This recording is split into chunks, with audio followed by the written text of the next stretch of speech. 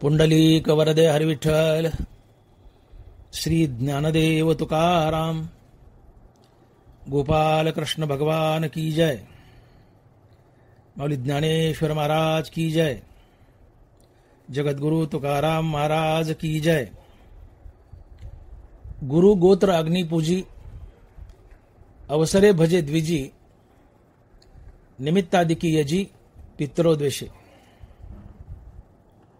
ग्रंथराज ज्ञानेश्वरी अध्याय क्रमांक 3. गुरु गोत्र अग्निपूजी अवसरे भजे द्विजी निमित्तादिकी यजी पित्रोदेशे.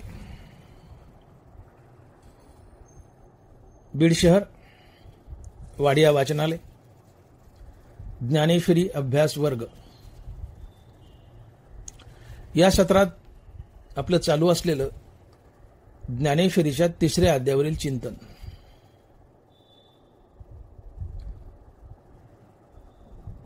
आपण ज्ञानेश्वरीतील या 3ऱ्या अध्यायावर आतापर्यंत 2 प्रवचनं केली आहेत आणि आजचं हे 3ऱ्या अध्यायावरील 3रं प्रवचन आहे. आणि या निमित्तानं निवडलेली ओवी आहे गुरु गोत्र अग्निपूजी अवसरे भजे द्विजी निमित्तादिकी यजी पित्रोदेशे. आज आपल्याला 3ऱ्या अध्यायातील 120 ते 124 या 5 वयावर चिंतन मांडायचे आणि या 5 वयापैकी आजच्या प्रस्तुत प्रवचनासाठी निवडलेली ओवी आहे गुरु गोत्र अग्निपूजी अवसरे भजे द्विजी निमित्तादिकी यजी पित्रोदेशे. ज्ञानोबा म्हणतायत गुरुची सेवा करावी. गोत्राची अर्थात कुटुंबातील वडीलधाऱ्यांची सेवा करावी. अग्नीची पूजा करावी. ब्राह्मणाची पूजा करावी व वडिलांची पितर घालावीत असा संदेश ज्ञानोबा या ओवीतून देत आहे. या सर्व गोष्टी करणे म्हणजे सुद्धा स्वधर्माचंच पालन करणे होय. गुरुची सेवा करा. गोत्राची अर्थात कुटुंबातील वडीलधाऱ्यांची सेवा करा. अग्नीची पूजा करा. प्रसंगानुसार ब्राह्मणाची पूजा करा आणि आपल्या आईवडिलांची पितर घाला.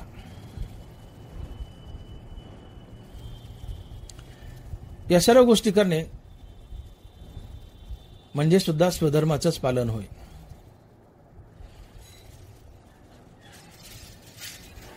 ज्ञानोबा म्हणतायत तुम्ही आपल्या मयत आईवडिलांची पितर जरूर घाला. आईवडिलांचा 10वा 13वा 14वा अर्थात गंगापूजन, महिना जेवण, वर्षश्राद्ध व दरवर्षी पितर घालावीत.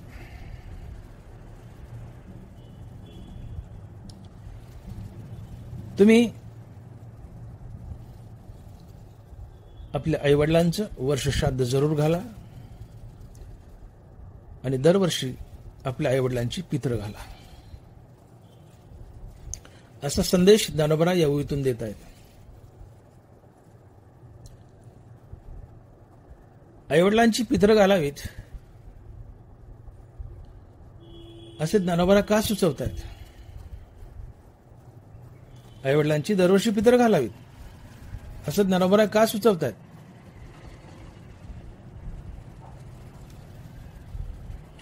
तर याचं कारण आपण जर आईवडिलांचं श्राद्ध केलं, आईवडिलांची पितर घातली तर या केलेल्या अन्नदानातून निर्माण होणारं पुण्य आपल्या मयत पितरांना जातं आणि ते जिथे कुठे ज्या कोणत्या योनीत अडकलेत तिथून त्यांची सोडमोकळ होते व त्यांना वैकुंठाची प्राप्ती होते झालंच शक्य तर ते मुक्तही होतात. अगदी आपले पित्र नरकात जरी अडकले असले, नरकात जरी पडलेले असले, तर आपण आईवडिलाची पित्र घातली, अन्नदान केलं, तर यातून निर्माण होणाऱ्या पुण्याने आपले आईवडील नरकातून सुद्धा बाहेर निघतात आणि वैकुंठाला जातात. हे पुण्य त्यांच्या कामी येतं. तुम्ही आईवडिलाच्या नावानं केलेलं पुण्य आईवडिलापर्यंत जरूर जातं. आणि ते जिथं अडकलेत तिथून त्यांना सोडवण्यासाठी, त्यांचा उद्धार करण्यासाठी, त्यांना वरची योनी लाभण्यासाठी, वैकुंठ लाभण्यासाठी किंवा मुक्त होण्यासाठी कामी येतं.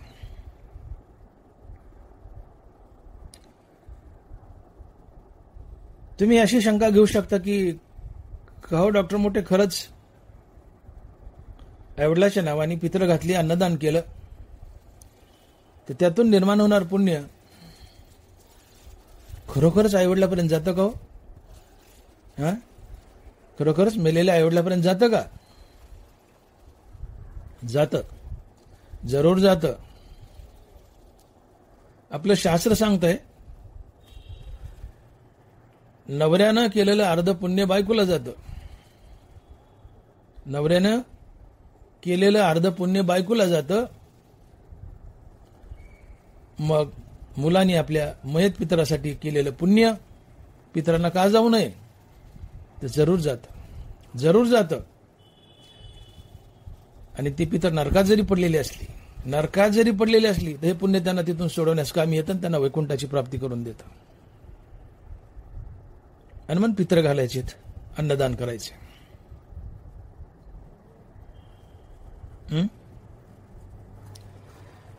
पाप पुण्याची अदलाबदल होते, देवाणघेवाण होते.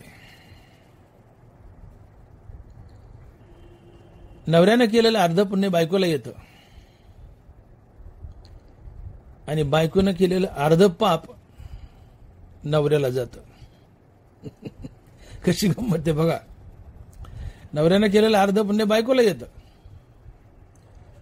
पण बायकोनं केलेलं अर्ध पाप नवऱ्याला जातं. आणि म्हणून तुकोबराय म्हणतायत की पत्नी राखावी जैसी दासी, लाड देता तियेसी, वाटा पावे कर्माचा. नीट आहे का?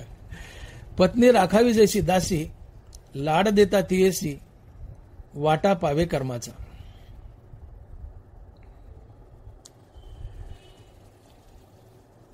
जशी आपण आपली दासी धाकात ठेवतो, तशी आपण आपली बायको, आपली पत्नी धाकात ठेवावी. अर्थात तिचा छळ करावा असं नाही, तिला धाकात ठेवावं. बायको नेहमी धाकात ठेवावी. बायकोवर जीवापाड प्रेम करावं, पण बायको धाकात ठेवावी. का? तर बायको चुकीची वागली, स्वैर वागली, तर तिनं केलेलं अर्ध पाप नवऱ्याला जातं. नवऱ्याने केलेलं अर्ध पुण्य बायकोला जातं,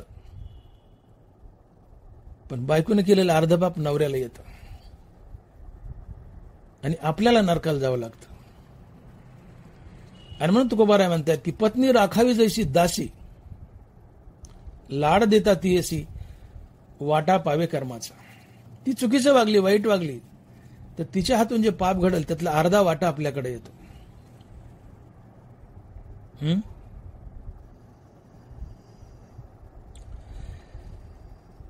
शिष्यानं पाप केलं तर त्यातलं अर्ध पाप गुरुला जातं. तुकोबाराय लिहित आहेत, मेघवृष्टीने करावा उपदेश, परी गुरुने न करावा शिष्य. वाटा लाभे त्यास केले अर्ध कर्माचा. वाटा लाभे त्यास केले अर्ध कर्माचा. शिष्यानं केलेलं अर्ध पाप गुरुला जातं, त्याची फेड गुरुला येते. म्हणून तुकोबाराय म्हणतात, मेघवृष्टीने करावा उपदेश, परी गुरुने न करावा शिष्य. तात्पर्य, शिष्यानं केलेलं अर्धपाप गुरुला जातं.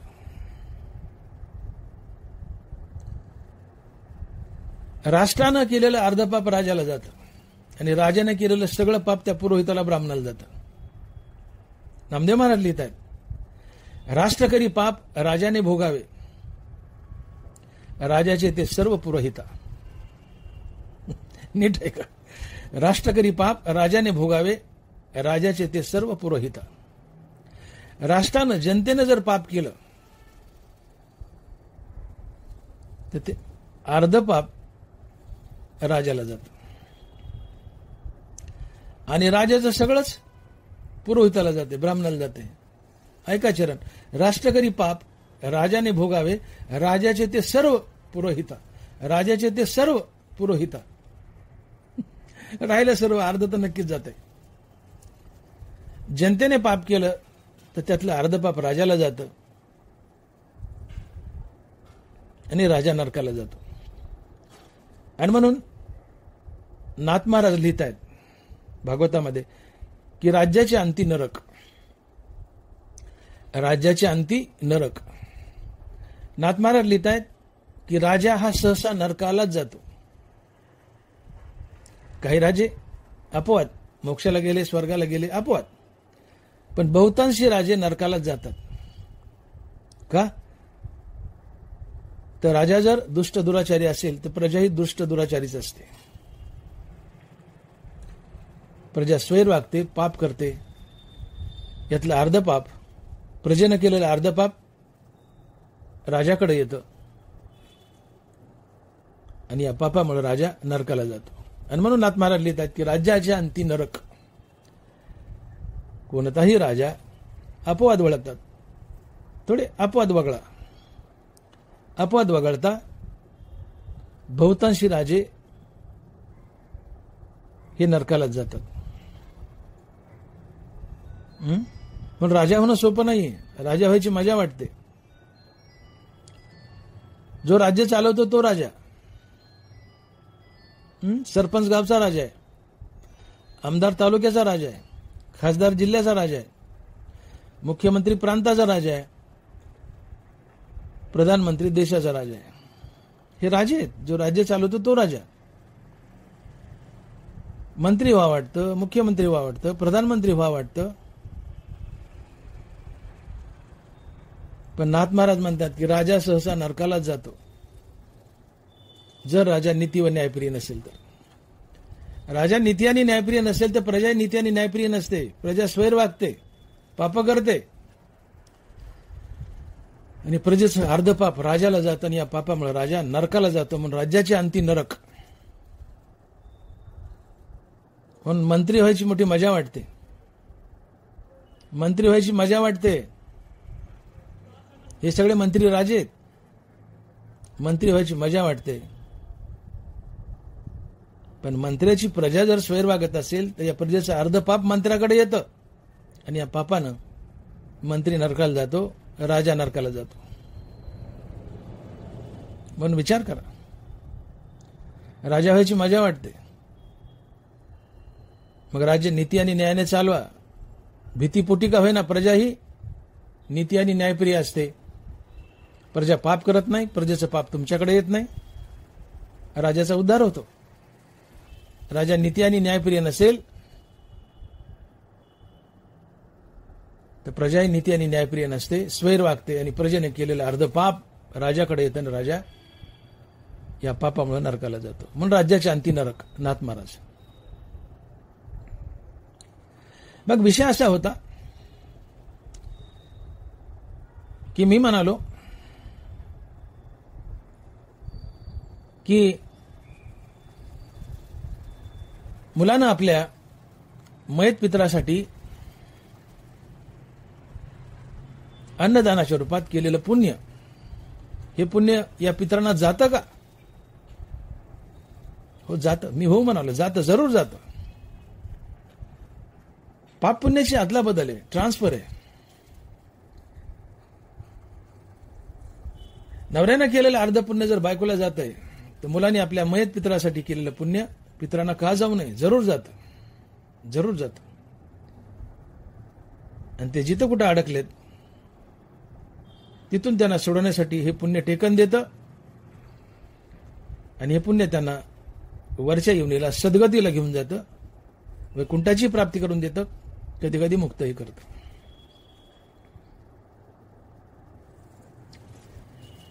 आपण गुगल पे करतो, फोन पे करतो. एखादा मनुष्य पुण्यात राहतोय, आपण बीडमध्ये राहतोय, इथून आपण फोन पे केलं, पैसे पाठवले, बीडचे पैसे पुण्याला जातात. इथं बसल्या बसल्या बीडचे पैसे पुण्याला जातात. मग इथं आईवडिलाच्या नावानं केलेलं पुण्य पितरापर्यंत का जाऊ नये? जरूर जातं, जरूर जातं. बीडचे पैसे पुण्याला जातात, तर बीडमध्ये पितरासाठी केलेलं पुण्य, पितर लोकात आमचे पितर जिथं असतील तिथं जरूर जातं आणि त्यांचा उद्धार करतो. आणि मग पितर घाला. पितराच्या दिवशी आपल्या आईवडिलाच्या नावानं अन्नदान करा.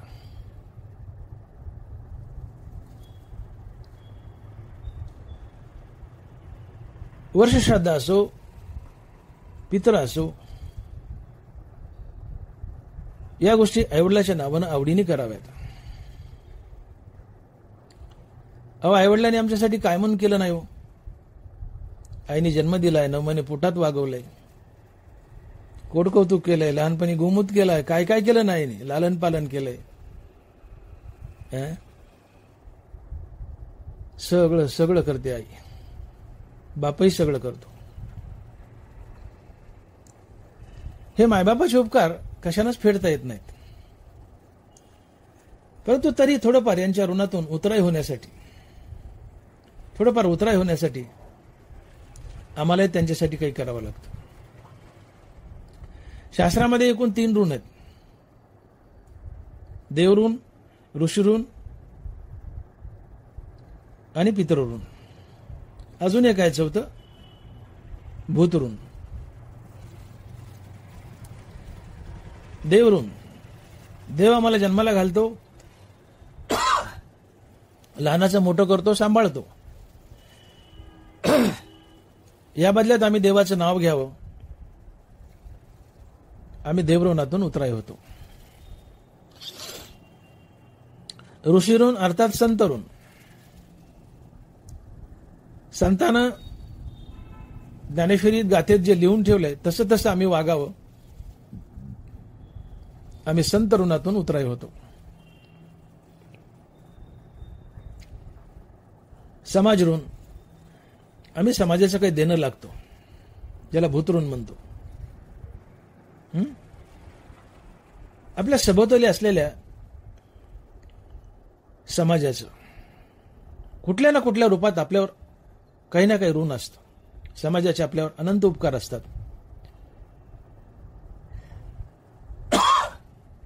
आणि या ऋणातून, उपकारातून उतराई होण्यासाठी आम्ही समाजाच्या कामी यावं. प्राणीमात्रावर दया करावी. आणि म्हणून आपल्याकडे प्रथा आहे, पहिली भाकर गायची आणि शेवटची भाकर कुत्र्याची. माणसावर तर उपकार कराच, परंतु पशु प्राण्यावरही उपकार करा. आम्ही समाजाचे ऋणी असतो. या ऋणातून उतराई होण्यासाठी हे भूतऋण असते. आम्ही त्यांच्यावर उपकार करावेत, या ऋणातून उतराई होतो. आणि आज आपला ज्या ऋणाशी संबंध आहे ते पितृऋण. पितृऋणातून उतराई व्हावं. पितृऋण 2 प्रकारचं. आम्ही या समाजाला एखादी तरी संतती द्यावी आणि नंतरचे जग सोडावं, हे सुद्धा पितृऋणच आहे. आणि आपल्या पितराच्या दिवशी, श्राद्धाच्या दिवशी आपल्या आईवडिलाचं श्राद्ध घालावं, पितर घालावीत. त्या दिवशी भरपूर लोक जेव घालावीत. या अन्नदानातून जे काही पुण्य निर्माण होतं, हे पुण्य आपल्या पितरापर्यंत जातं. आणि ते जिथं अडकलेत, नरकात जरी अडकले असले, तर हे पुण्य त्यांना नरकातून बाहेर काढतं आणि त्यांना सद्गती मिळवून देतं. म्हणून पितर घाला. पितराच्या दिवशी, श्राद्धाच्या दिवशी आईवडिलाच्या नावाने अन्नदान तर कराच, पण भजन कीर्तनही करा, हरिनाम घ्या, एखादी हरिकथा करा, एखादं कीर्तन करा. आपण इथं आईवडिलाच्या नावानं जर हरिकीर्तन केलं, नामजप केला,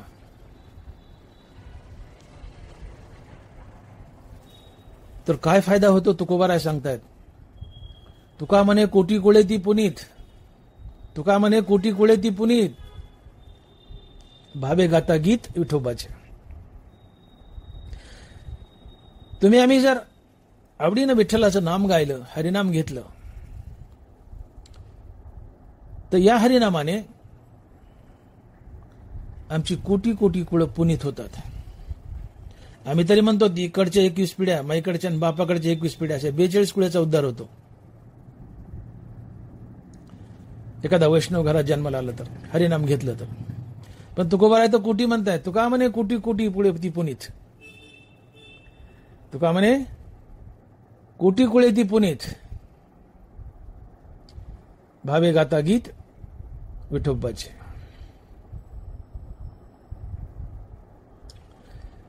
विठ्ठलाचं नामस्मरण केलं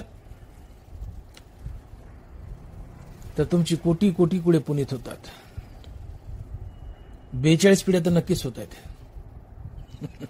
इकडचे 21, तिकडचे 21. ज्ञानोबा याची साक्ष देतात की आम्ही हरिनाम घेतल्यानं पितरांचा उद्धार कसा होतो. ज्ञानदेवा सांग झाला हरिपाठ, ज्ञानदेवा सांग झाला हरिपाठ, पूर्वजा वैकुंठ मार्ग सोपा. मुलांना जर हरिनाम गायलं, मुखानं हरिनाम घेतलं, तर त्याची पूर्वज वैकुंठाला जातात. ज्ञानदेवा सांग झाला हरिपाठ, पूर्वजा वैकुंठ मार्ग सोपा. आम्ही हरिनाम घेतलं तर हे पुण्य आमच्या पितराला जातं आणि या पुण्याच्या बळावर आमच्या पितरांना वैकुंठाची प्राप्त होते. ज्ञानदेवा सांग झाला हरिपाठ, पूर्वजा वैकुंठ मार्ग सोपा. आम्ही हरिनाम घेतलं तर आमचे पूर्वज या पुण्याच्या बळावर वैकुंठाला जातात. ज्ञानदेवा सांग झाला हरिपाठ या शब्दाचे 2 अर्थ होतात. पहिला अर्थ, माझा हरिपाठ लिहून झालाय, हरिपाठाची सांगाता झाली, संपत आलाय लिहिण्याचा, हा एक अर्थ. आणि दुसरा अर्थ, ज्ञानदेवा सांग झाला हरिपाठ या शब्दाचा दुसरा अर्थ होतो की हरिनाम इतकं सहज तोंडात बसणं की तुकोबाराय म्हणतात, माझी मज झाली अनावर वाचा, छंद या नामाचा घेतला असे. माझी मज झाली अनावर वाचा, वाचेला आवर घातला तरी वाचा आवरत नाही, इतकी वाचा हरिनाम घेते. तोंडातून नॉनस्टॉप हरिनाम निघत राहणे, आपोआप हरिनाम निघत राहणे, याला म्हणायचं ज्ञानदेवा सांग झाला हरिपाठ. अर्थात जो सातत्यानं हरिनाम घेतो त्या हरिनामातून निर्माण झालेलं पुण्य पितराला जातं आणि हे पुण्य पितरांना नरकातून बाहेर काढतं. नरकात असले तर नरकातून बाहेर काढतं आणि वैकुंठाला घेऊन जातं. पूर्वजा वैकुंठ मार्ग सोपा. एका जनार्दनी मंत्र जपता ओठी, पूर्वजा वैकुंठी पायवाट. नाथ महाराज, हरिनामी पायवाट आहे. नाथ महाराज बोलतात, एका जनार्दनी मंत्र जपता ओठी, पूर्वजा वैकुंठी पायवाट. तुम्ही जर हरिनाम घेतलं तर हरिनाम पायवाट बनतं आणि या वाटेने चालत चालत जाऊन तुमचे पूर्वज वैकुंठाला पोहोचतात. एका जनार्दनी मंत्र जपता ओठी, पूर्वजा वैकुंठी पायवाट. तात्पर्य, तुम्ही हरिनाम जर घेतलं ते हरिनामाचं पुण्य तुमच्या पितरांना नरकातून काढतं आणि वैकुंठाला घेऊन जातं. आणि तुमचे पितर जिथं असतील तिथं ते संतुष्ट होतात, आनंदी होतात, सुखी होतात की आमची मुलं सत्कार्य करत आहेत.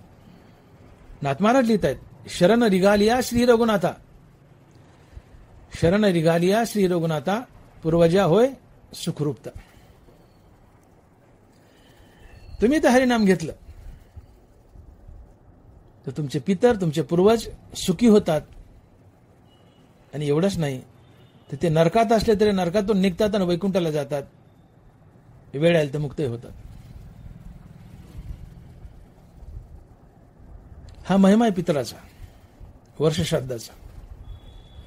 आणि म्हणून आपल्या आईवडिलांचं वर्षश्राद्ध जरूर घाला, पितर जरूर घाला.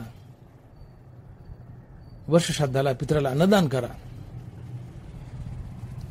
यातून पुण्य निर्माण होतं. पितराला वर्षश्राद्धाला हरिकीर्तन करा, हरिनाम घ्या, भजन कीर्तन करा, हरिकथा करा. या सगळ्या गोष्टीतून निर्माण झालेलं पुण्य पितरापर्यंत जातं. आणि पितर जिथं कुठं अडकून पडलेत, बऱ्या युनीत असोत, वाईट युनीत असोत, इव्हन नरकात असोत, हे पुण्य तिथपर्यंत जातं पितरापर्यंत. पितराला नरकातून बाहेर काढतं आणि वैकुंठाला घेऊन जातं, त्यांचा उद्धार करतं. आणि म्हणून पितर घाला. आणि म्हणून दानाबाई आम्हाला आदेश देत आहेत की गुरु गोत्र अग्निपूजी अवसरे भजे द्विजी निमित्तादिकी यजी पितरोदेश. गुरु गोत्र अग्निपूजी अवसरे भजे द्विजी निमित्तादिकी यजी पितरोदेश. पितर अवश्य घाला.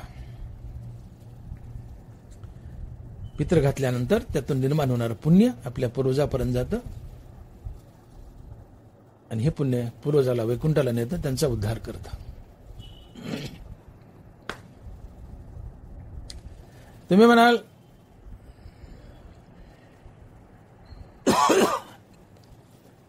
असा काही पुरावा आहे का की मुलांनी पितराच्या नावानं पुण्य केलंय आणि ते पुण्य त्या पितराला पोहोचलंय आणि त्याचा उद्धार झालाय? असं काही उदाहरण आहे का? हो हो, उदाहरण आहे. महाभारतात विषय येतो. पांडवाचे वडील पंडूराजा मरण पावले. त्यांना स्वर्गाची प्राप्ती झाली. स्वर्गाच्या दारात गेले आणि नेमकं दारातून स्वर्गात प्रवेश करायचं आणि त्यांचं पुण्य संपलं. ते दारात अडकले, स्वर्गात मध्ये प्रवेश मिळाला नाही. स्वर्गाच्या दारात बसलेत पंडूराजा. योगायोगानं नारद महर्षी त्या रस्त्यानं नारायण नारायण भजन करीत चालले होते. नारदाची सहज नजर पडली पंडूराजावर. नारद पंडूराजाकडे गेले आणि म्हणाले, महाराज महाराज तुम्ही इथं कसे काय? पंडूराजा म्हणाले, नारदजी मी मरण पावले, मला स्वर्गाची प्राप्ती झाली, पण माझं पुण्य कमी पडलंय. मी स्वर्गाच्या दारातच अडकून पडलोय, मला स्वर्गात प्रवेश मिळाला नाही. म्हटले मग? म्हणजे तुम्ही एक माझं काम करा, खाली पृथ्वीवर मृत्यूलोकात जा आणि माझ्या 5 मुलांना सांगा की माझ्या नावानं काय अन्नदान करा, कथा कीर्तन करा, नामस्मरण करा, होतील तेवढी सात्विक कर्म माझ्या नावानं करा, ते पुण्य माझ्याकडे येईल. अर्ध असो पूर्ण असो ते पुण्य माझ्याकडे येईल आणि या पुण्याच्या बळावर मला स्वर्गात प्रवेश मिळेल. नाराजी खाली आलेत पृथ्वीवर. धर्मराजाला आणि सगळ्याच पांडवाला सांगतायत की असं असं घडलंय, पंडूराजाची भेट झाली, पुण्य कमी पडलंय, स्वर्गाच्या दारात अडकलेत, मध्ये जायचे त्यांना स्वर्गात, काही त्यांच्या नावानं पुण्य करा.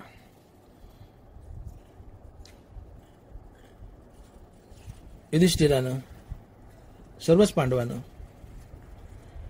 आपल्या वडिलांसाठी दान पुण्य केली. श्राद्ध, पित्र, अन्नदान, त्यांच्या नावानं कथा कीर्तन, नामस्मरण, मोठमोठे यज्ञ, या सगळ्या गोष्टी करून पुण्याचा एक मोठा साठवा पंडूराजापर्यंत पाठवला. आणि हे पुण्य पंडूराजाच्या कामी आलं. स्वर्गात जाण्यासाठी जे पुण्य कमी पडलं, जे पंडूराजा दारात अडकले होते, तर या पुण्यानं पंडूराजाला दारातून काढून मध्ये स्वर्गात प्रवेश दिला. हा पुरावा आहे, महाभारतातील पुरावा आहे.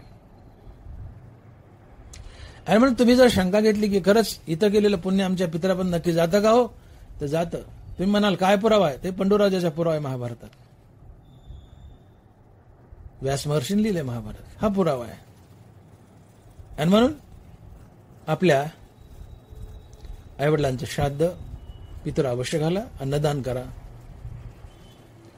आणि कथा कीर्तन करा, त्यांच्या नावानं भजन कीर्तन करा, हरिकथा करा, हरिनाम घ्या. हे पुण्य त्यांच्यापर्यंत जातं, त्यांची सोडमोकळ करतं. म्हणून एखादा तरी वैष्णव आपल्या कुळात जन्माला यावा. वैष्णव म्हणजे कोण?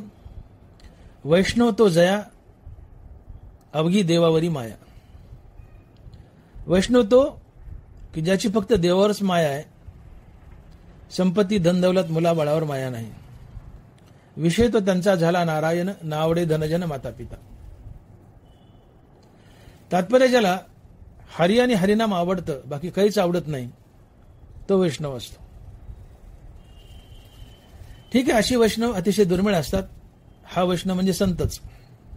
परंतु ज्याच्या मुखात नित्य नाम स्थिरावलंय, तो सुद्धा एक छोटा मोठा वैष्णवच असतो. म्हणून आपल्या कुळात एखादा तरी वैष्णव, एखादा तरी नामधारक पुत्र जन्माला यावा.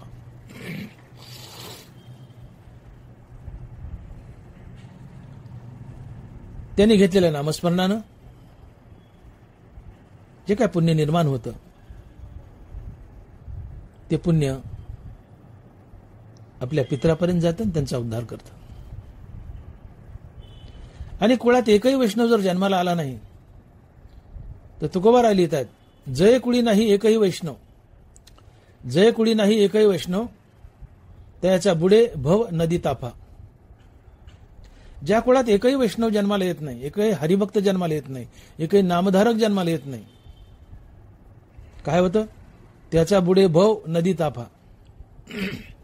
अर्थात आपल्या कुळात एकही जर हरिनामधारक वैष्णव जन्माला नाही आला,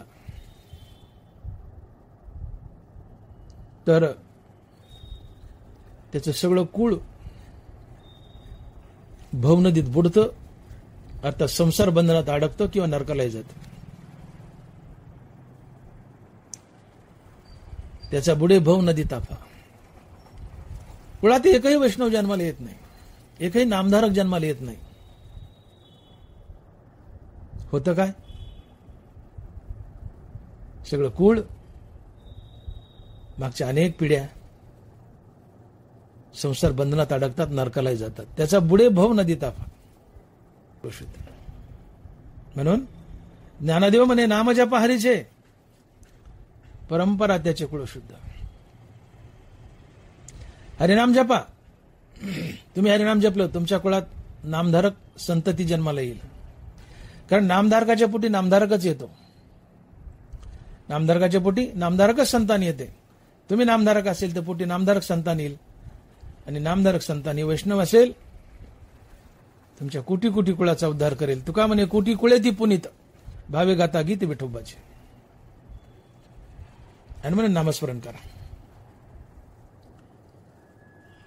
आपल्या आईवडिलाचा 10वा घाला, 13वा घाला, 14वा घाला. अर्थात गंगापूजन करा, महिना जेवण घाला, वर्ष श्राद्ध करा, त्यांची पितरं घाला. या सर्व क्रियेतून, या अन्नदानातून, त्यांच्या नावानं घेतलेलं नामस्मरण, यातून जे पुण्य निर्माण होईल, हे पुण्य आपल्या पितरापर्यंत जातं. आणि पितर कुठेही इवन नरकातही अडकला असेल, तर तिथून हे पुण्य त्यांना काढतं आणि वैकुंठाची प्राप्ती करून देतं. आणि म्हणून पितर घाला.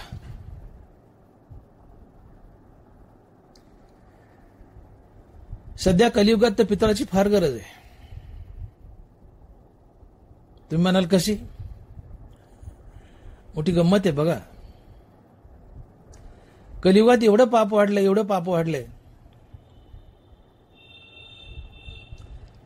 की कलियुगामध्ये जवळजवळ 95% माणसं नरकालाच जातील, अशी परिस्थिती आहे. ब्रह्मदेवानं या 4 युगाला विचारलं, सत्ययुग, त्रेतायुग, द्वापारयुग आणि कलियुग. या 4 बोलवलं आणि बारी बारीने विचारलं ब्रह्मदेवानं. ब्रह्मदेव म्हणतायत, हे सत्ययुग, तू या जनतेसाठी काय करशील? मृत्यू लोकातील या पृथ्वीवरील लोकांसाठी तू काय करशील? सत्ययुग म्हणाला, हे पितामह, हे भगवंता, मी पृथ्वीवरील जास्तीत जास्त लोकांना, किंबहुना सर्वच लोकांना स्वर्गाची, वैकुंठाची किंवा मोक्षाची प्राप्ती करून देईल. मी इतकी सत्कर्म लोकांकडून करून घेईल, कारण माझं नावच सत्ययुग आहे. मी लोकांना सत्यानं वागायला लावेल, धर्मानं वागायला लावेल, त्यांचा उद्धार करेल, त्यांना किमान स्वर्ग किंवा त्याच्या पुढे वैकुंठाची किंवा मुक्तीची प्राप्ती करून देईल.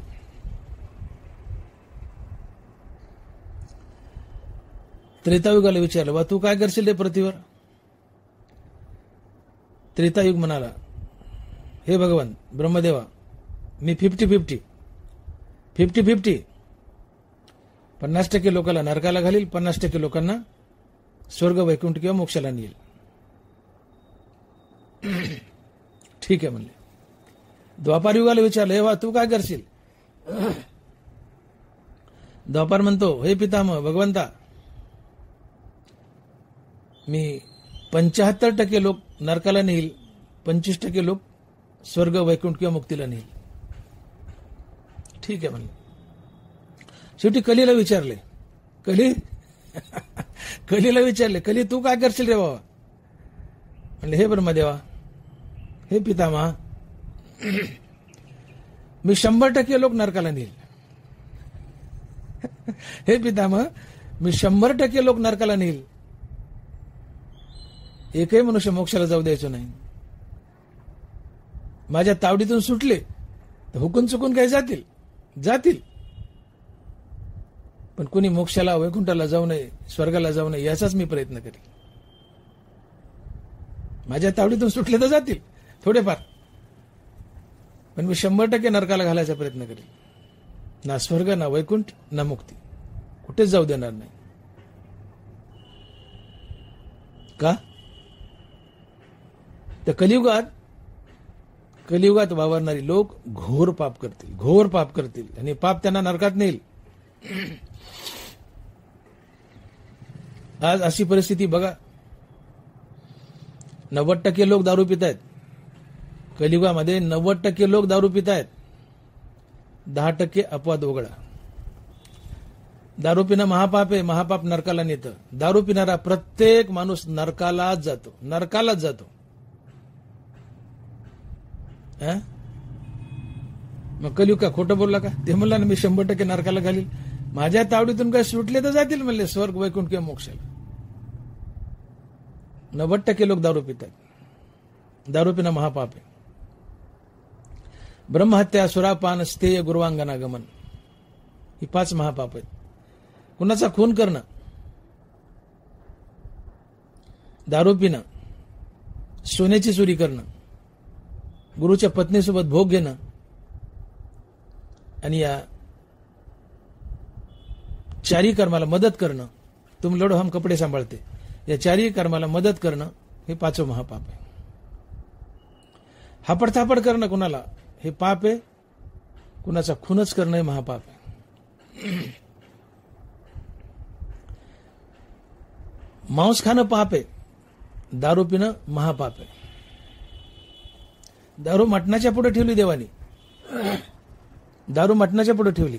मटण खाणं पाप आहे, दारू पिणं महापाप आहे. नाथमाराज लिहित आहेत, आवडी खावया मांसा या स्वर्गाची आशा, जे करीती पशुहिंसा त्या पुरुषा अधपतन नरकवास. जे मांस खातात, मटण खातात, त्यांना नरकाशिवाय दुसरी गती नाही. मटण खाणारा, मांस खाणारा नरकालाच जाईल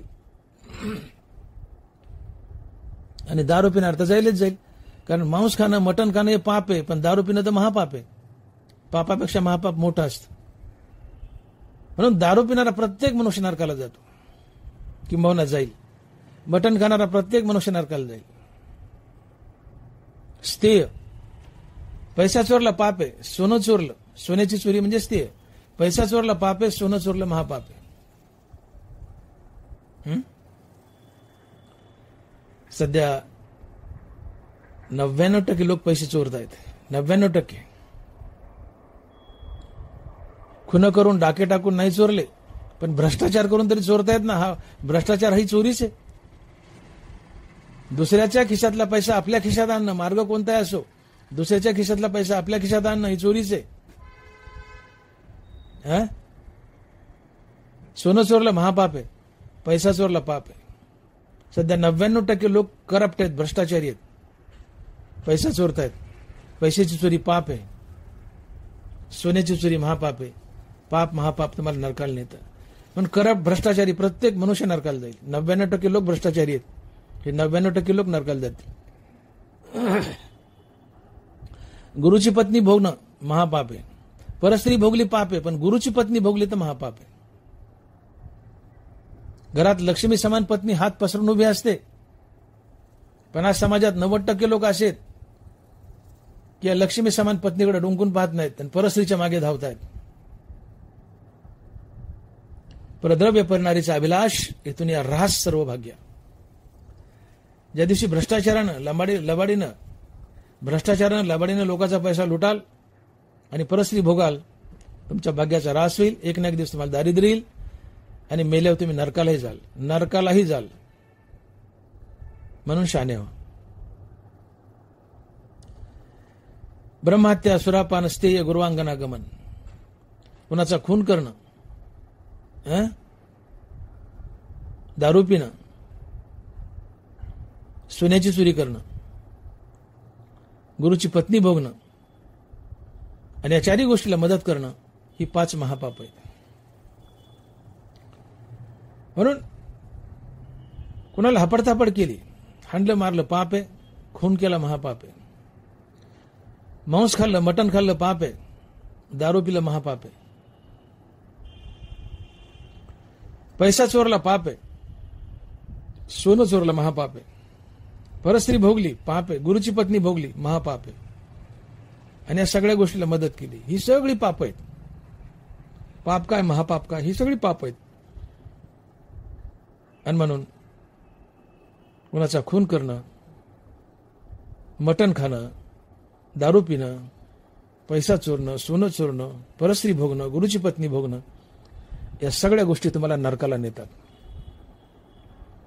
नरकाला नेतात.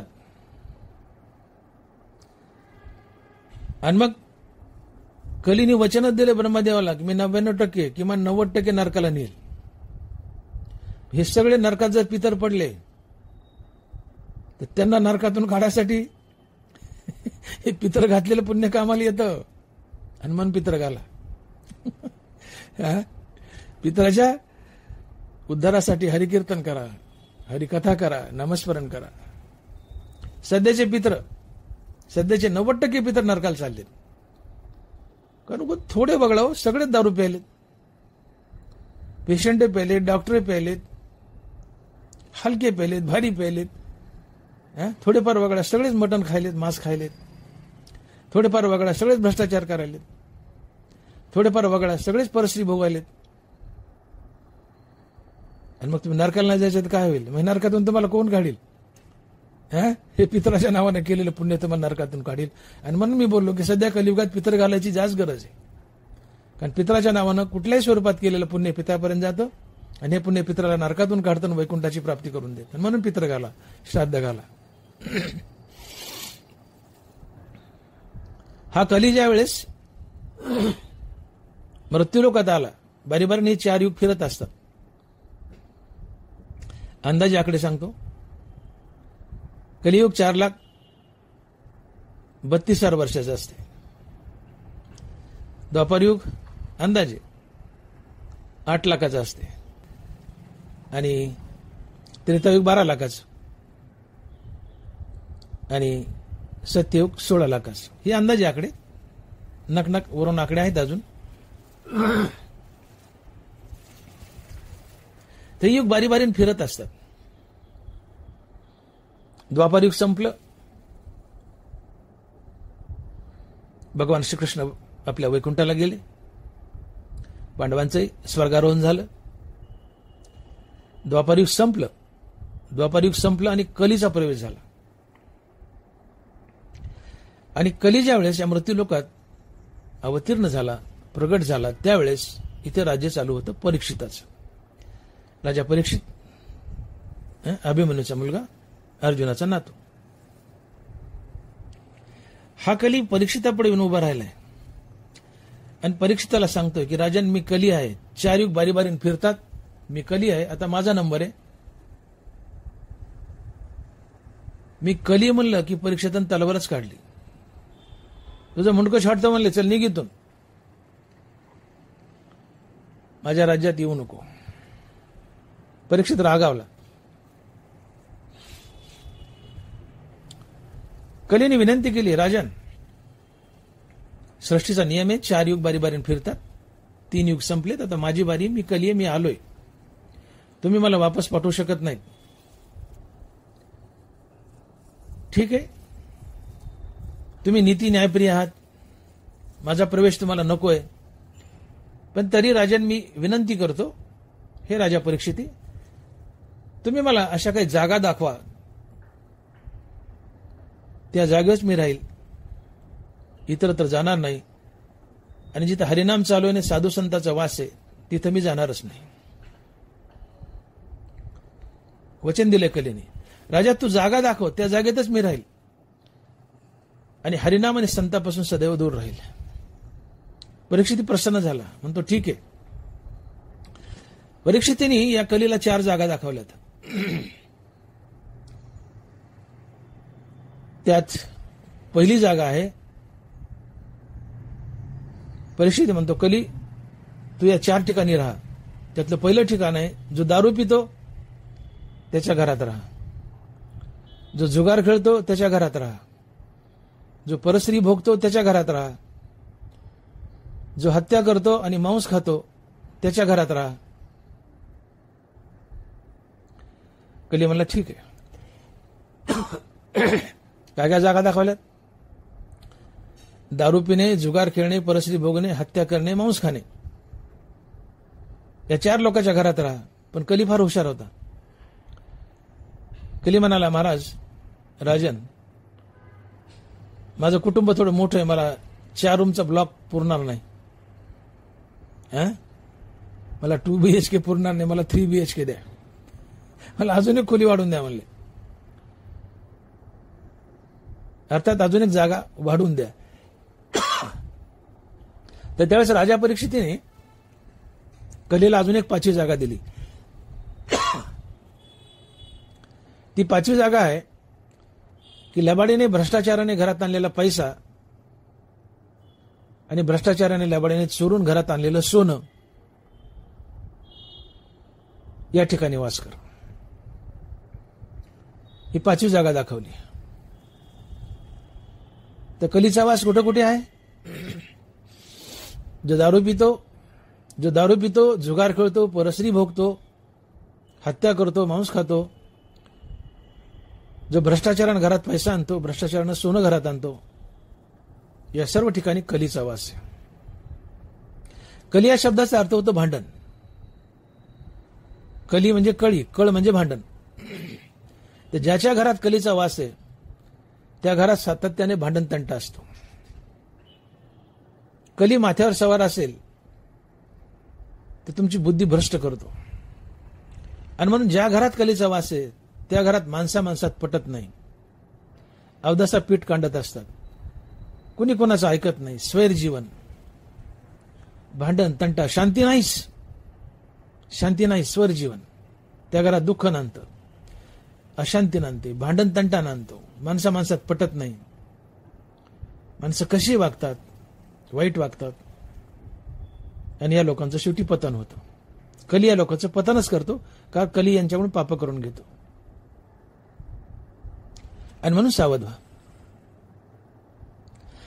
आपल्या घरात, आपल्या जीवनात कली येऊ नये तर दारू पिऊ नका, जुगार खेळू नका, परस्त्रीपासून दूर राहा, हत्या करू नका, मांस खाऊ नका, लबाडीनं भ्रष्टाचारानं पैसा घरात आणू नका, लबाडीनं भ्रष्टाचारानं सोनं घरात आणू नका, आणि नित्यमुखानं नाम घ्या, साधू संतांची सेवा करा. कली तुमच्या जीवनातून पळून जाईल. अन्यथा दारू पिलात, जुगार खेळलात, परस्त्री भोगली, हत्या केली, मांस खाल्लं, भ्रष्टाचार केला, लबाडीचं सोनं घरात आणलं, तर कली घरात वास करेल. माणसात पटणार नाही, घरं फुटतील, भांडणतंटा होईल, स्वैर जीवन असेल, वाईट वागाल, पाप कराल, नरकाला जाल. म्हणून कलीला घाबरा,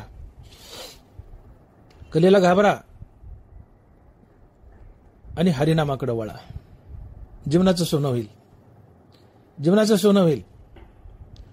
आणि म्हणून मी विधान केलं की कलियुगामध्ये पितरं घालणं हे अधिक गरजेचं पडले, हे अधिक गरजेचं झाले. पितरं घातल्यानं पितराला अन्नदान केलंय, पितराला हरिकथा केलीये. पितर असो, वर्षश्राद्ध असो, काही असो, या विधीला हरिकथा केलीये, कीर्तन केलंय, नामस्मरण केलंय, भजन केलंय, अन्नदान केलंय. तर यातून निर्माण होणारं पुण्य आपल्या पितराला जातं. आणि पितर नरकात जरी पडलेले असले तर हे पुण्य त्यांना टेकन देतं, नरकातून काढतं. मग स्वर्गलोक, जनलोक, तपोलोक, महिरलोक, ब्रह्मलोक, कैलास, वैकुंठ, मुक्ती, कुठेही वर त्यांचा उद्धार करतं. वर नेऊन चांगल्या चांगल्या योनीला घेऊन जातं, किंवा वैकुंठाला नेतं, मोक्षाला नेतं. आणि मग सध्या 95% लोक नरकालाच चाललेत. कलीने शपथच खाल्ली, ब्रह्मदेवाला वचन दिले. सत्ययुग म्हणाला, पितामह मी 100% लोक वैकुंठाला किंवा मोक्षाला नेईल. सत्ययुग म्हणतो. पण कली म्हणतो, पितामह ब्रह्मदेवा मी 100% नरकाला नेईल. माझ्या तावडीतून सुटला तर स्वर्ग, वैकुंठ किंवा मुक्ती.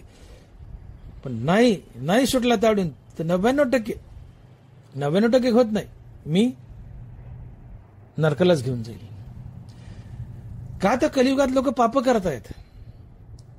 बोललो मी, 95% लोक दारू पितायत, जुगार खेळतायत, परस्त्री भोगतायत, हत्या करतायत, मांस खातायत, भ्रष्टाचार करतायत, लबाडी करतायत, पैशाची चोरी करतायत, करप्शन करतायत, आणि सगळी पापं तुम्हाला नरकाला नेतात. मग तुम्ही नरकात पडले, तुमचा उद्धार कशाने व्हायचा? तुमच्या मुलाला तुमचा उद्धार करावा लागेल. तुमच्या मुलांनी चांगली पितर घालावी, चांगलं श्राद्ध घालावं, भरपूर अन्नदान करावं, हरिकथा करावी, नामस्मरण करावं, कथा कीर्तन करावं. यातून निर्माण होणार पुण्य त्या पितराला जाईल आणि पितरांचा उद्धार होईल, सोड मोकळ होईल, ते वैकुंठाला जातील, झालं शक्य तर मुक्त होतील. आणि म्हणून पितराची कलियुगात जास्त गरज आहे. म्हणून पितर घाला, आवडीने घाला. आणि म्हणून ज्ञानोबा लिहित आहेत की गुरु गोत्र अग्निपूजी अवसरे भजे द्विजी निमित्तादि की यजी पितरोदेशी, निमित्तादि की यजी पितरोदोषी. म्हणून पितर घाला. ज्ञानोबा आग्रह करतायत पितर घाला. का घाला आपण बोललोय.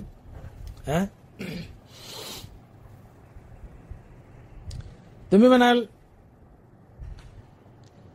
ठीक आहे आम्ही पितर घालू, पण असा काही पुरावा आहे का?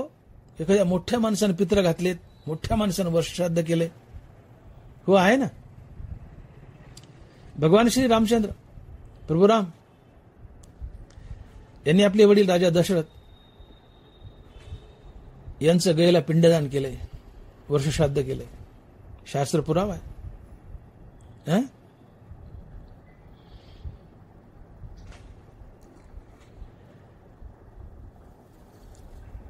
वनवासात असताना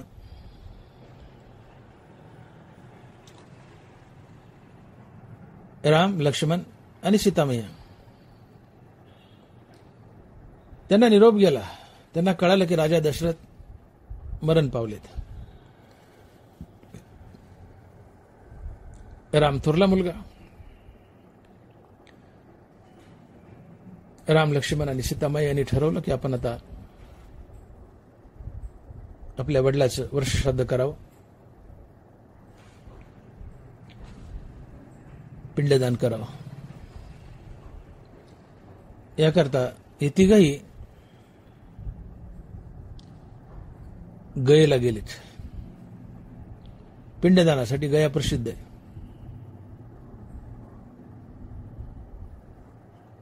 गयेला गेलेत. तिथे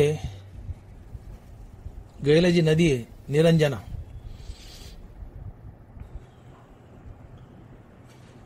या निरंजनेमध्ये बसलेत.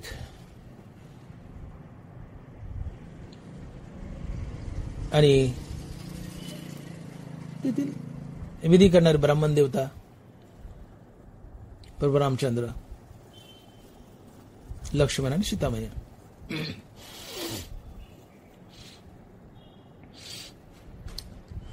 आता वनवासात असल्यामुळे सोबत काही साहित्य नाही, काही नाही, घरात थोडेच होते वनवासात. मग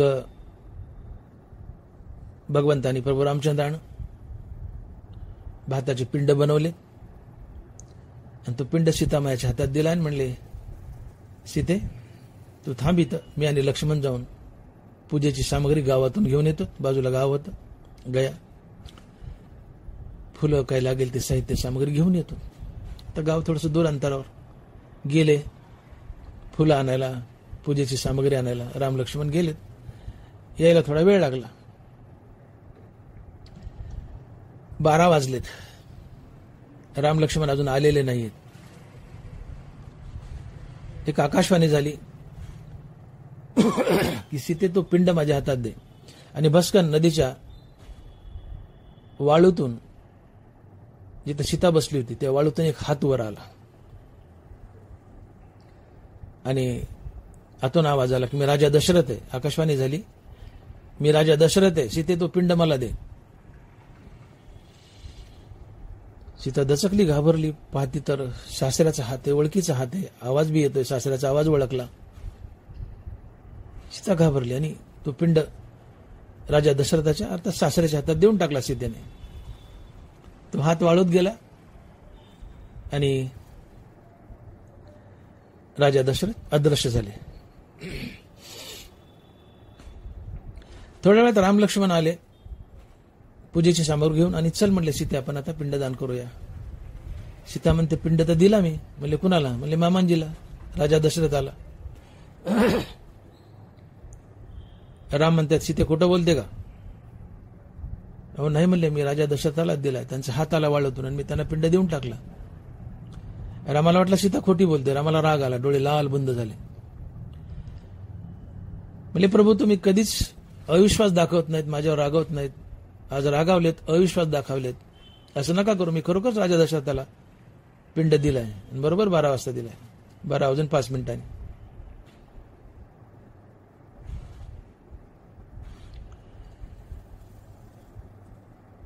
ते म्हणले काय पुरावा आहे तुझ्याजवळ? पिंड माझ्या बाबाला दिल्याचा पुरावा काय? म्हणली नदी वाहती, हिला विचारा, हे निरंजना वाहती, हिला विचारा म्हटले. सीतामाया म्हणली हे निरंजने, तुझ्याच पात्रात मी बसले, तुझ्या समोर मी पिंड राजा दशरथाला दिलाय, सांग देवाला खरं काय खोटं काय. ती नदी घाबरली, रामचंद्राचे लाल डोळे पाहिले, नको बा म्हणले यांच्या भानगडीत पडायचं. ती म्हणाली भगवान मी माझ्या वाहनाच्या नादात होते, माझं काही लक्ष नव्हतं, मी काय पाहिलं नाही, ऐकलं नाही, मला काय कल्पना नाही, आणि वाहू लागली. सीतामायाने शाप दिला या नदीला, गयेमध्ये असलेली नदी निरंजना, की सीतामाया म्हणते नदी निरंजने तू वरून वाहण्याच्या लायकीची नाहीस म्हणले, तू जमिनीच्या आतूनच वाह म्हणली. नदी जमिनीच्या आत शिरली. तिथं गयला नदी वरय पात्रे खाली पात्रे, पण गयेमध्येच ती नदी जमिनीतून वाहते. हा सीतामायाने दिलेला शाप आहे. गयला आजही नदी जमिनीतून वाहते, ती निरंजना. तिला अजून एक काहीतरी नाव आहे, पण निरंजना आहे म्हणता येईल.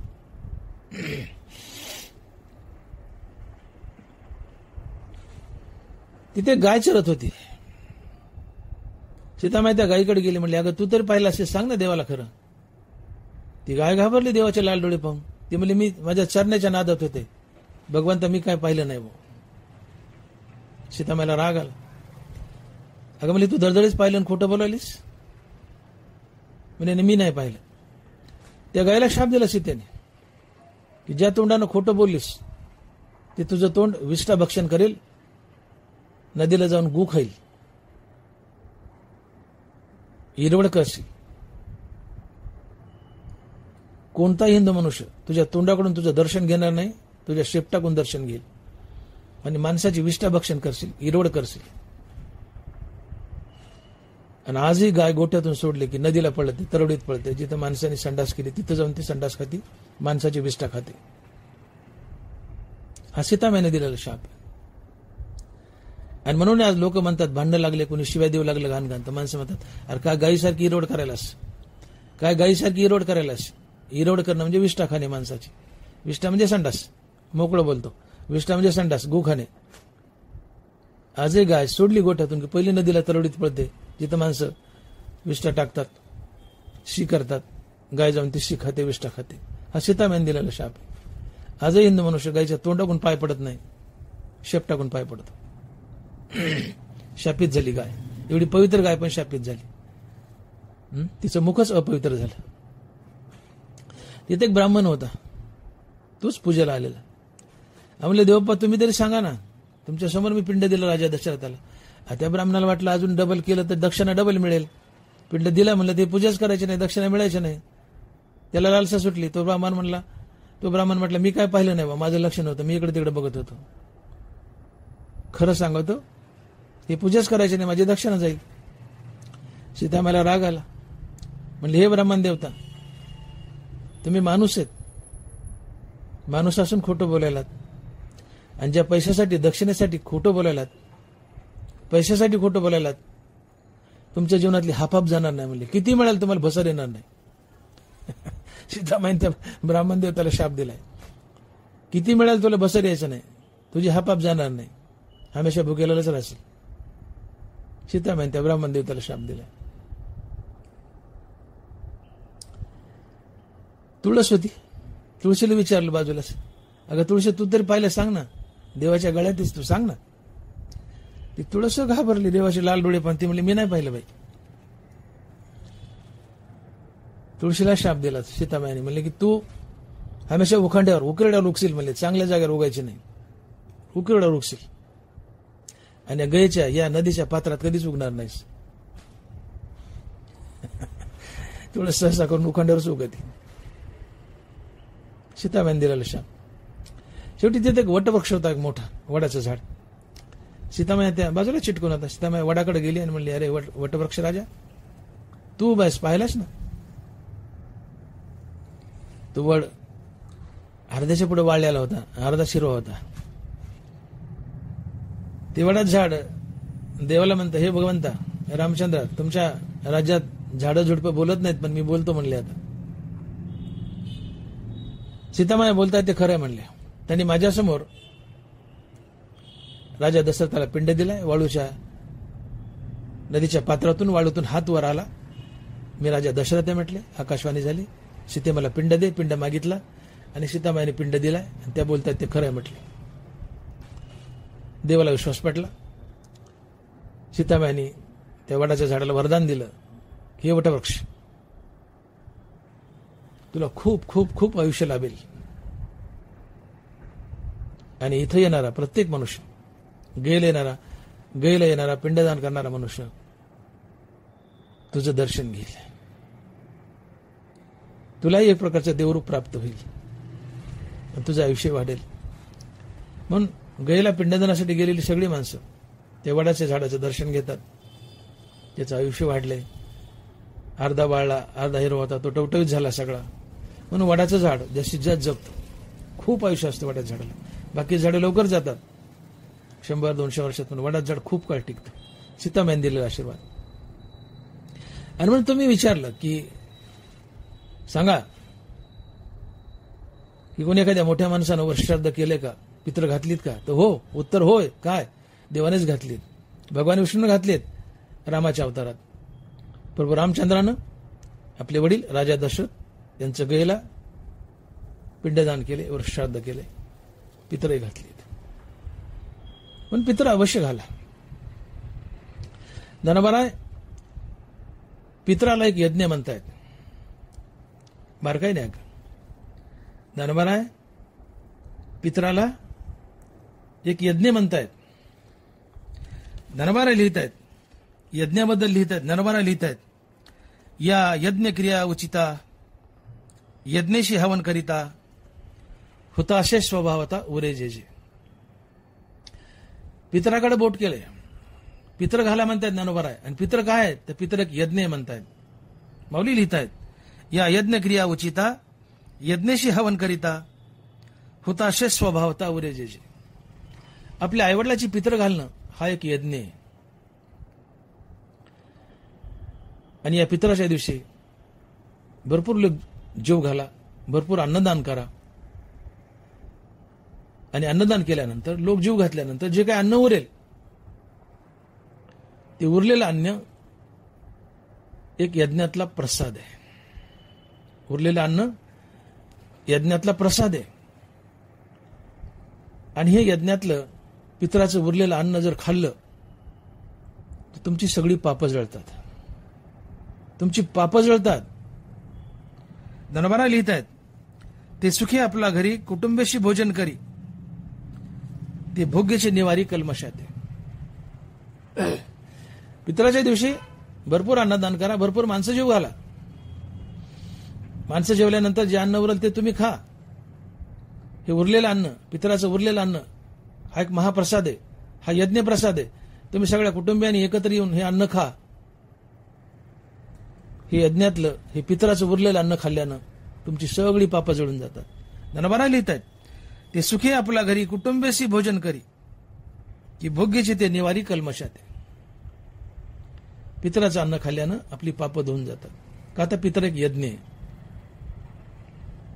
एवढंच नाही तर ज्ञानोबाराय बोलतायत की पितराचं अन्न जर खाल्लं, वर्षश्राद्धाचं अन्न खाल्लं, तुमचं पाप तर धुवून जातच, पण त्यासोबत तुमची पाप वासनाही जाते. हे महत्वाचं. पितराचं अन्न खाल्ल्यानं, वर्षश्राद्धाचं अन्न खाल्ल्यानं तुमचं पाप तर जातं, परंतु पाप वासनाही जाते. ज्ञानोबाराय लिहित आहेत, तत्वनिष्ठ जैसा नागवे भ्रांतिलेशा, तो शेष भोगी तैसा नाकळे दोषा. काय म्हणते माऊली? तत्वनिष्ठ जैसा नागवे भ्रांतिलेशा, तो शेष भोगी तैसा नाकळे दोषा. जसा मोक्षाला पोहोचलेला मनुष्य अर्थात संत, त्याला तत्वनिष्ठ म्हणतात.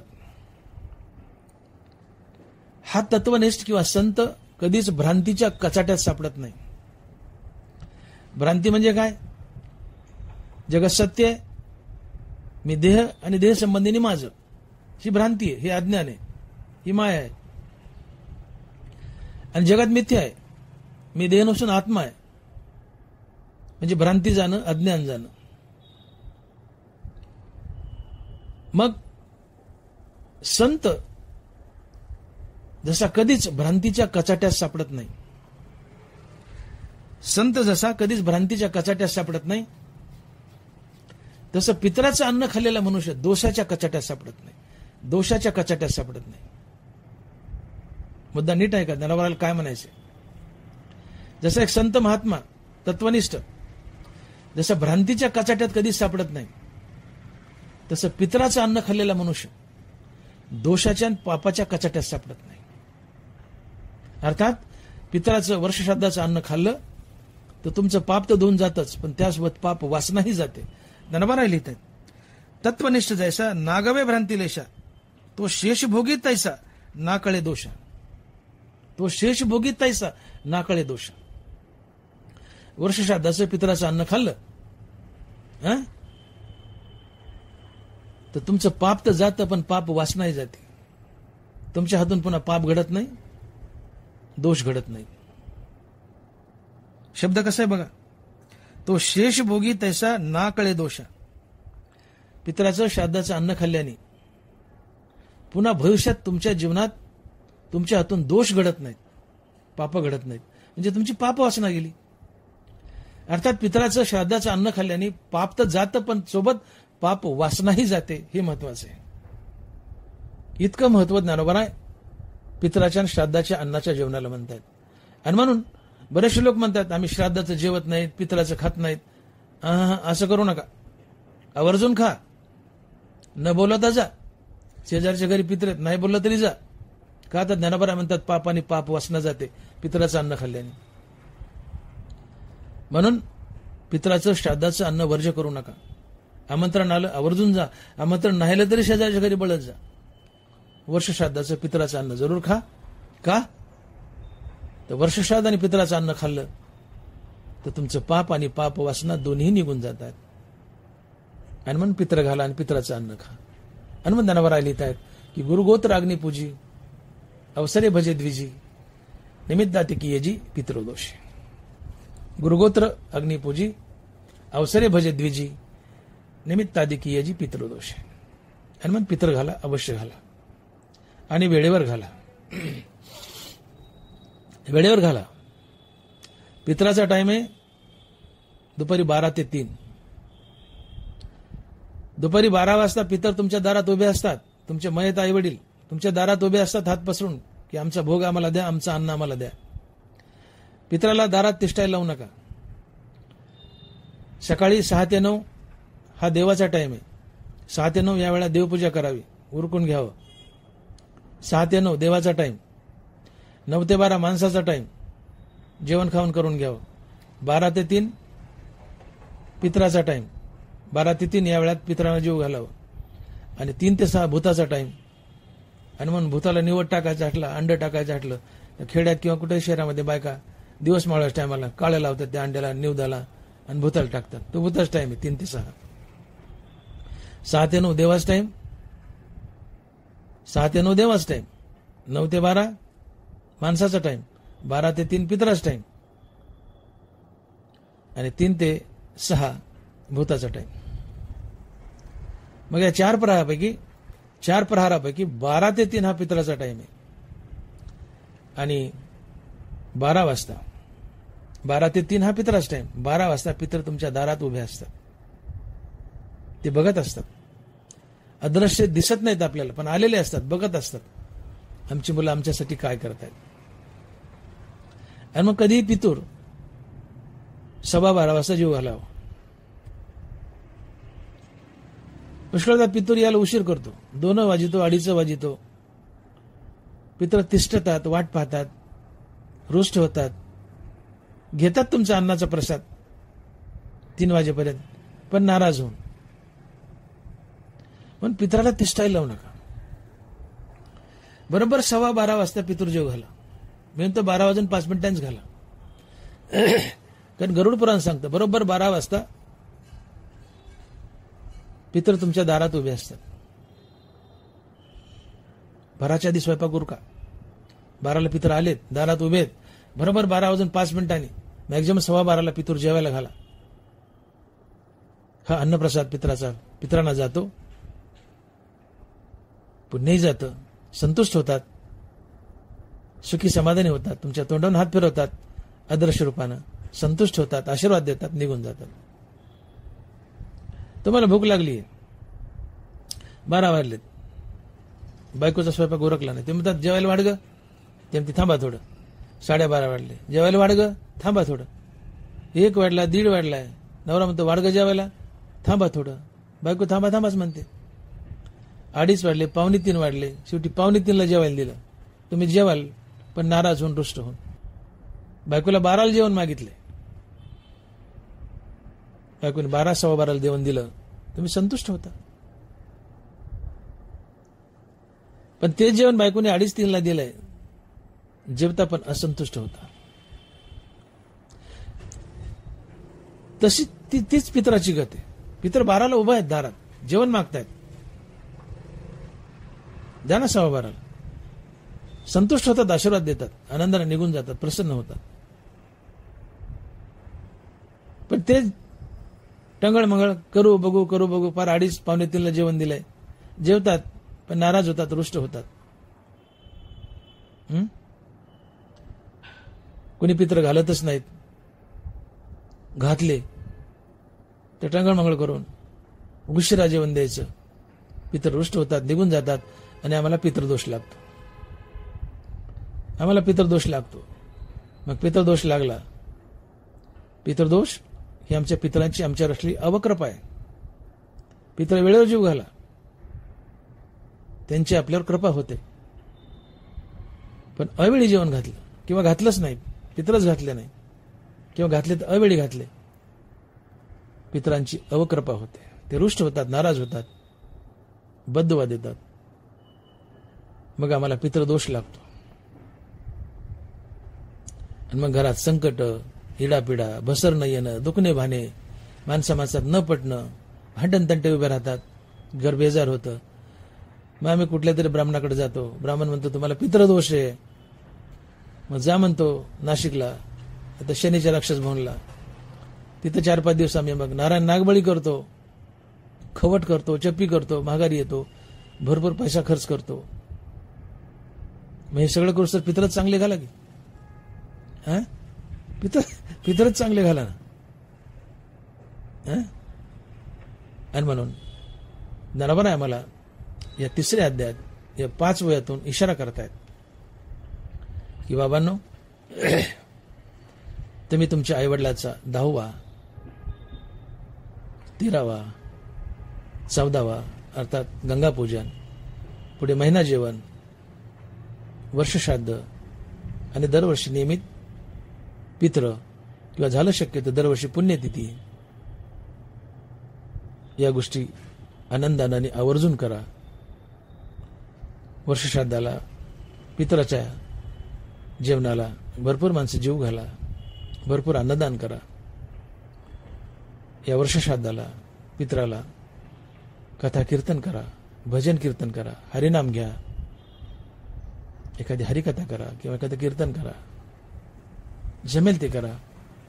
या अन्नदानानं आणि हरिनामानं जे निर्माण झालेलं पुण्य, हे सगळं पुण्य किंवा यातलं अर्ध पुण्य तुमच्या पितरापर्यंत जातं. आणि तुमचे पितर जिथं कुठं अडकलेत, मग ते नरकात असू द्या, नरकात असू द्यात, नरकातून सोडण्यासाठी हे पुण्य त्यांना मदत करतं. आणि या पितरांना जेवढं पुण्य आहे त्या बळावर स्वर्गलोक, जनलोक, तपलोक, महिरलोक, ब्रह्मलोक अशा मोठ्या मोठ्या लोकात नेऊन ठेवतं किंवा वैकुंठात घेऊन जातं किंवा मुक्तही करतं प्रसंगानुसार. आणि म्हणून पितर घाला आणि त्यांच्या नामस्मरण, त्यांच्या नावाने नामस्मरण करा. पितर घाला आणि त्यांच्या नावाने नामस्मरण करा. हनुमंतानं बरा लिहित आहेत की गुरु गोत्र अग्निपूजी अवसरे भजे द्विजी निमित्ताती कियेजी पितरोदोषी. पितर तर घालाच, पण त्यासोबत गुरुची पूजा करा. कारण या 5 गोष्टी धनबरा म्हणतात, या 5 गोष्टी स्वधर्मात मोडतात. गुरु गोत्र अग्निपूजी अवसरे भजे द्विजी निमित्तादी कियेजी पितरोदोषी.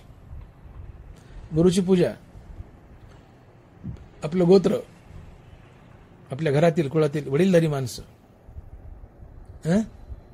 अग्नीची पूजा, ब्राह्मणाची पूजा आणि पित्र घालणं, या 5 गोष्टी म्हणजे स्वधर्माचं पालन करणं.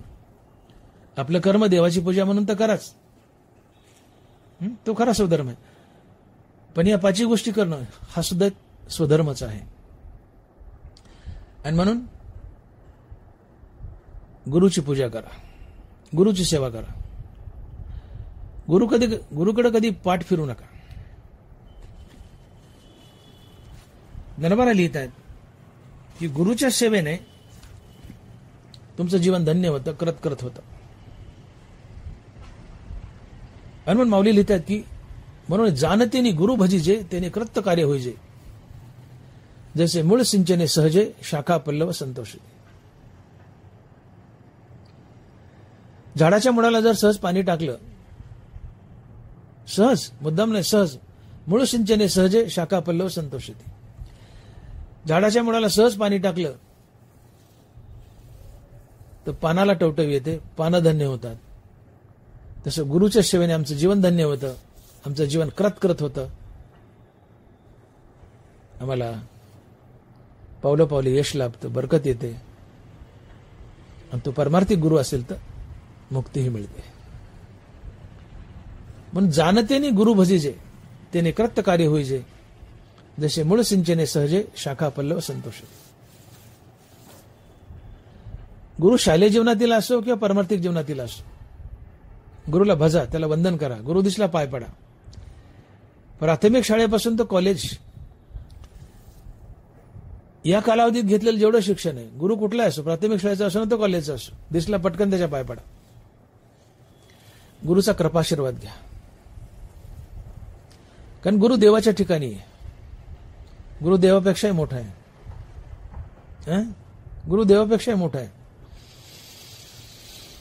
कबीर महाराज म्हणतात, गुरु गोविंद दोनों खडे काके लागू पाव. गुरु गोविंद दोनों खडे काके लागू पाव, बलिहारी गुरु अपनाओ, गोविंद देव बताओ. समोर साक्षात पांडुरंग आणि गुरु उभा आहे, आधी कोणाच्या पाय पडाव. कबीर महाराज म्हणतात, बलिहारी गुरु अपनाओ, गोविंद देव बताओ. अरे म्हणले आधी गुरुच्या पाय पड, गुरुमुळे देव दिसतो. गुरु देवापेक्षाही मोठा आहे परमार्थातला, कारण गुरुमुळे देव दिसतो, म्हणून गुरु देवापेक्षा मोठा आहे. श्री गुरुमुळे देवाची प्राप्ती होते, मुक्ती मिळते. हा परमार्थिक गुरु. पण दैनंदिन जीवनातला गुरु, शालेय जीवनातील गुरु सुद्धा काही लहानसा नाही, तोही मोठाच असतो. प्राथमिक शाळेचा, कॉलेजचा, हायस्कूलचा कुठलाही गुरु भेटला आपला, शिक्षक, टीचर, त्याच्या पाय पडा, त्याचा कृपाशीर्वाद संपादन करा. त्याच्या कृपेने तुमचं जीवन टवटवीत होतं, बरकत येते, जीवनात आनंद येतो, यश लाभतं. संसारिक गुरुच्या सेवेने यश लाभतं, परमार्थिक गुरुच्या सेवेने मोक्ष लाभतो. मग गुरु कोणताही असो, शालेय जीवनातील असो किंवा परमार्थिक जीवनातला असो, त्याला भजा, सेवा करा, त्याचे चरण स्पर्श करा, त्याचा कृपाशीर्वाद घ्या, जीवन धन्य होतं. म्हणून जाणतेने गुरु भजिजे तेने कृतकार्य होईजे, जसे मूळ सिंचने सहजे शाखा पल्लव संतोषित. पण काही माणसं अशी असतात की गुरु दिसला की तोंड दडवतात, गुरु दिसला की वाट बदलतात, विद्या घेऊन गुरुवरच उलटतात. दनबारा लिहितात, विद्या घेऊन माझे गुरुशीची, विद्या घेऊन माझे गुरुशीची. गुरु सेवा उपजे, गुरुकुळ लाजे, विद्या घेऊन माझे गुरुशीची. गुरुकडून विद्या घ्यायची, गुरुच उलटायचं, गुरुला शहाणपणा शिकवायचं. गुरुच्या सेवेचा उभग येतो, गुरुच्या सेवेची लाज वाटते, गुरुला कमी समजू लागतो. गुरुकडून ज्ञान घेतलंय पण आता गुरुवरच उलटलाय. अशी माणसं जीवनात कधी यशस्वी होत नाहीत, त्यांना पावलोपावली अपयश येतं. आणि म्हणून जीवनात यशस्वी व्हायचं असेल तर गुरुची निरंतर सेवा करा. हनुमंत दानोबा म्हणतात की गुरु, दुसरं गोत्र. गोत्र म्हणजे आपल्या कुटुंबातील, कुळातील वडीलधारी माणसं, त्यांची सेवा करा, त्यांची पूजा करा, चरण स्पर्श करा. एक नियम करा, झोपेतून उठलं, स्नान केलं की अगोदर आई आणि वडिलाच्या पाय पडा, मोठ्या भावाच्या पाय पडा, मोठ्या वहिनीच्या पाय पडा, बायकोने नवऱ्याच्या पाय पडावं, आजोबाच्या पाय पडा, आजीच्या पाय पडा. ही सेवा आहे. त्यांच्या आज्ञेचं पालन करा. आईवडिलाचा शब्द पाळा, त्यांच्या आज्ञेत राहा, त्यांची देव समजून पूजा करा. गुरु गोत्र. अग्नी, अग्नीची पूजा करा. पहिला घास अग्नीला टाका. अग्नी हे देवाचं मुख आहे.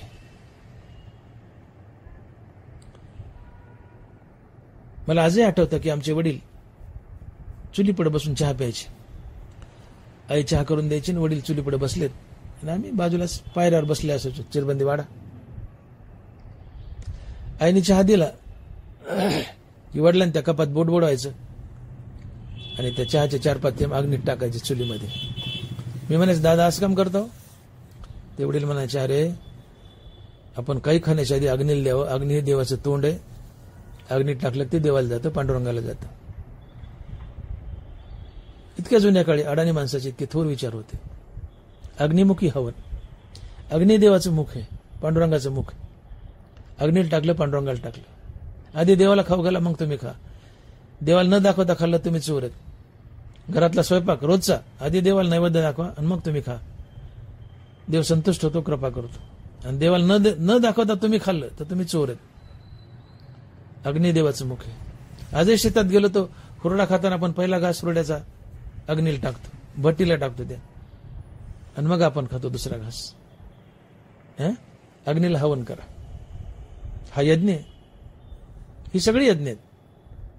हे स्वधर्माचं पालन आहे. गुरु गोत्र अग्नी पूजी, अवसरे भजे द्विजी. प्रसंगानुसार काही निमित्तानं ब्राह्मण देवता आपल्या घरी आली तर पाय पडतो देवा असं म्हणा. देव म्हणतात कल्याण.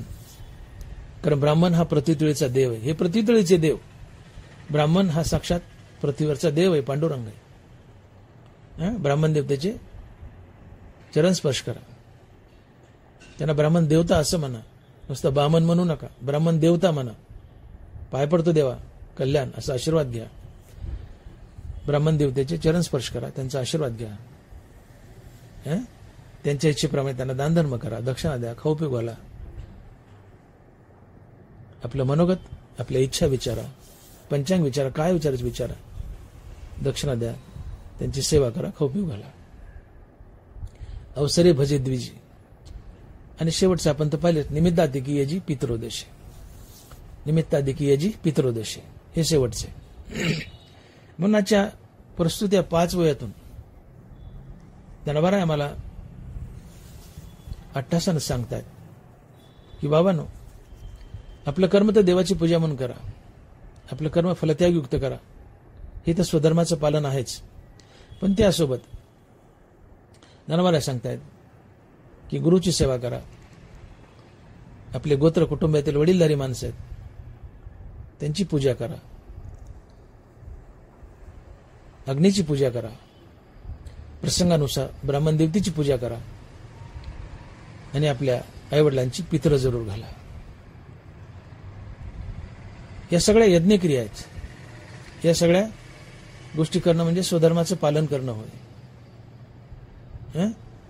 आणि म्हणून आपल्या आईवडिलांचा 10वा 13वा 14वा अर्थात गंगापूजन, महिना जेवण, वर्षश्राद्ध आणि दरवर्षाला नियमित पित्र किंवा दरवर्षी त्यांची पुण्यतिथी या गोष्टी साजऱ्या करा. वर्षश्राद्धाला, पित्राला बऱ्यापैकी माणसं जीव घाला, अन्नदान करा. या अन्नदानानं तुम्हाला पुण्य प्राप्त होतं. या पित्राच्या दिवशी, वर्षश्राद्धाच्या दिवशी एखादं कीर्तन ठेवा, भजन ठेवा, हरिनाम घ्या. या अन्नदानातून आणि या हरिनामातून निर्माण होणारं अगणित पुण्य हे सगळं किंवा यातलं अर्ध पुण्य आपल्या मयत पित्रांना जातं. ते जिथं कुठं किंवा नरकात जरी अडकलेले असलेत, हे पुण्य त्यांना तिथून बाहेर काढण्यासाठी मदत करतं. हे पुण्य त्यांना नरकातून काढतं आणि सरळ वैकुंठाला नेतं किंवा झालं शक्य मुक्ती देतं. अशा प्रकारे आपल्या आईवडिलांचा पित्र घालून आपण उद्धार करतो. आणि म्हणून वर्षश्राद्ध करा, पित्र घाला. हनुमान ज्ञानोबा लिहित आहेत की गुरुगोत्र अग्निपूजी, अवसरे भजे द्विजी, निमित्ताधिकी यजी पितरोदोषे. पुंडलिक वरदे हरी विठ्ठल. श्री ज्ञानदेव तुकाराम गोपाल कृष्ण भगवान की जय. माऊली ज्ञानेश्वर महाराज की जय. जगद्गुरु तुकाराम महाराज की जय. विठ्ठला विठ्ठला विठ्ठला विठ्ठला विठ्ठला विठ्ठला. आता विश्वात्मके देवे, येणे वाग्यज्ञ तोषावे, तोषो निमज द्यावे, पसाये दान हे. जे खळांची व्यंकटी सांडो, तया सत्कर्मी रती वाढो. भूता परस्परे पडो, मैत्रजीवांचे दुरितांचे तिमिर जाओ. विश्व स्वधर्म सूर्य पाहो, जो जे वांछील तो ते लाहो. प्राणीजात